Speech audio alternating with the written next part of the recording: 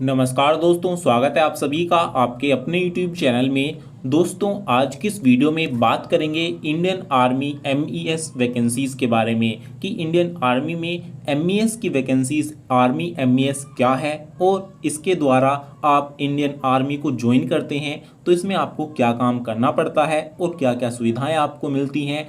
और इसके साथ ही ये कितने साल की जॉब होती है, ये परमानेंट जॉब है या फिर अग्निवीर के तहत जॉब है। और इसमें दोस्तों, जैसा कि आप सभी जानते हैं, 2023 की वैकेंसीज़ के लिए आर्मी MES का नोटिफिकेशन जारी कर दिया गया है। तो जल्दी इसके ऑनलाइन फॉर्म भी स्टार्ट होने वाले हैं।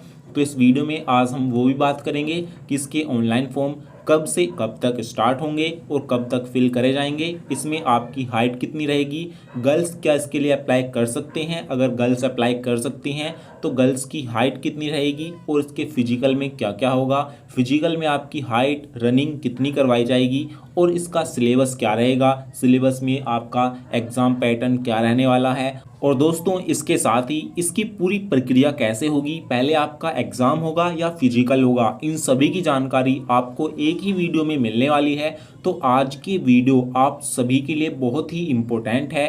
अगर आप इंडियन MES के बारे में पूरी A to Z जानकारी जानना चाहते हैं तो आज आपको केवल यही वीडियो देखनी है। इसके वीडियो के अलावा कोई वीडियो, अन्य वीडियो देखने की आपको ज़रूरत भी नहीं पड़ेगी, क्योंकि इसी में ही यहीं पर आज मैं आपको सभी चीज़ें समझाने वाला हूँ। तो चलिए साथियों, बिना टाइम वेस्ट के वीडियो को स्टार्ट करते हैं।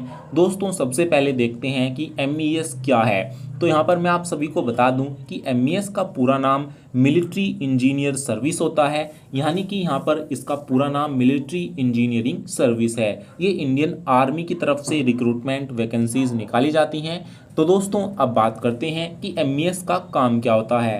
तो साथियों, जैसा कि यहाँ पर आपको पता है कि इंडियन आर्मी के जितने भी कैंट एरिया यानी कि छावनी क्षेत्र होते हैं, उनमें जो भी वर्क होता है, इंफ्रास्ट्रक्चर, जो भी बिल्डिंग्स होती हैं, उनमें जो उनको बनाने का काम, उनमें पानी की सुविधाएं, इंडियन आर्मी वालों को पानी की सुविधाएं जहां पर वो रहते हैं, जैसे कि आपका DRDO हुआ, डिफेंस रिसर्च हुई, वहां पर उनका जो वर्क होता है उनको हेल्प करना, उनके इंफ्रास्ट्रक्चर को, वहाँ की रोड्स को मेंटेन करना, वहाँ के वाटर और सभी सफाई और सभी जो डॉक्यूमेंटेशन होते हैं उन सभी को मेंटेन करना और एक तरह से इंजीनियर का काम करना। आप नाम से ही स्पष्ट है, मिलिट्री इंजीनियर सर्विस, इंजीनियर का काम करना, इंफ्रास्ट्रक्चर पर मेन फोकस करना, यही इसका काम होता है। तो यहाँ पर अलग अलग पोस्ट वैकेंसीज इसमें निकाली गई हैं, तो अलग अलग पोस्ट का यहाँ पर अलग अलग काम होता है। तो वो भी मैं आपको आगे समझाऊंगा किस पोस्ट पर क्या काम आपको मिलने वाला है।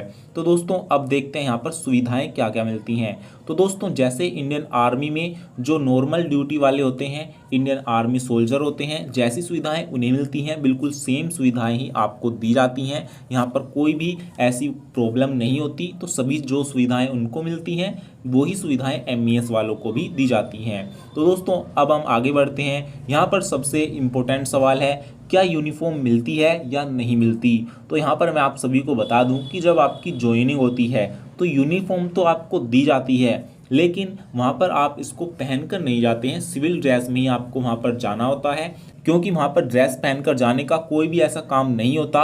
आप सिविल में ही नॉर्मली MES वाले जो होते हैं वो सिविल ड्रेस में ही जाते हैं और सिविल में ही अपना वर्क करते हैं, क्योंकि इस तरीके का कोई भी काम नहीं होता जो कि आपको वहाँ पर ड्रेस पहननी पड़े। तो ये चीज़ आपको ध्यान रखनी है। तो दोस्तों, अब देखते हैं यहाँ पर MES की जो जॉब है वो कितने साल की है। तो यहाँ पर मैं आप सभी को बता देना चाहता हूँ कि ये अग्निवीर के तहत नहीं है, ये परमानेंट जॉब है। आपको 60 साल तक ये पूरी जॉब आपको करने का मौका दिया जाता है। तो परमानेंट भर्ती के तहत ही इंडियन आर्मी में MES की वैकेंसीज की भर्ती होती है।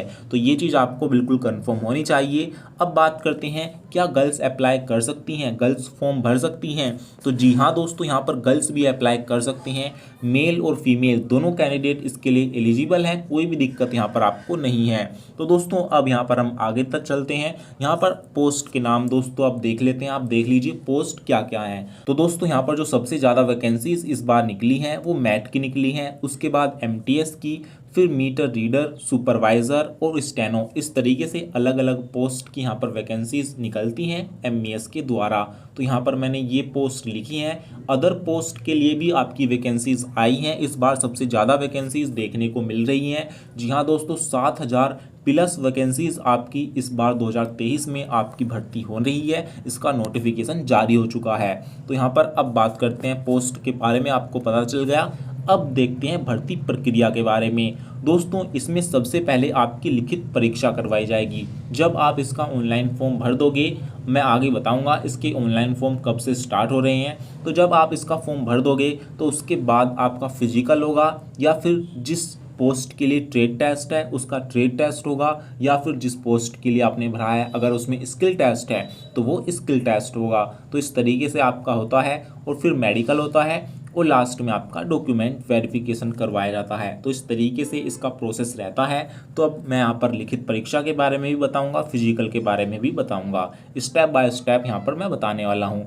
अब सबसे पहले देखते हैं सिलेबस के बारे में। तो दोस्तों, सिलेबस में आपके 4 सब्जेक्ट से क्वेश्चन पूछे जाते हैं। सबसे पहला होता है जीके। जीके के 25 क्वेश्चन आते हैं जो कि 25 नंबर के ही होते हैं। मैथ के भी 25 क्वेश्चन आते हैं जो कि 25 नंबर के होते हैं, और रीजनिंग के भी 25 क्वेश्चन।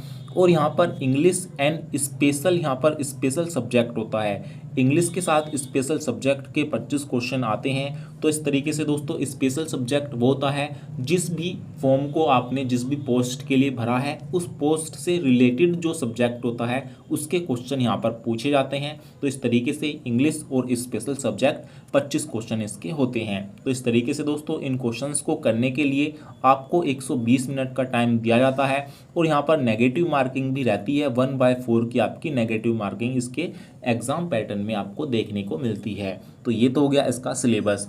अब देखते हैं दोस्तों फिजिकल, क्योंकि एग्जाम के बाद आपका फिजिकल ही होता है।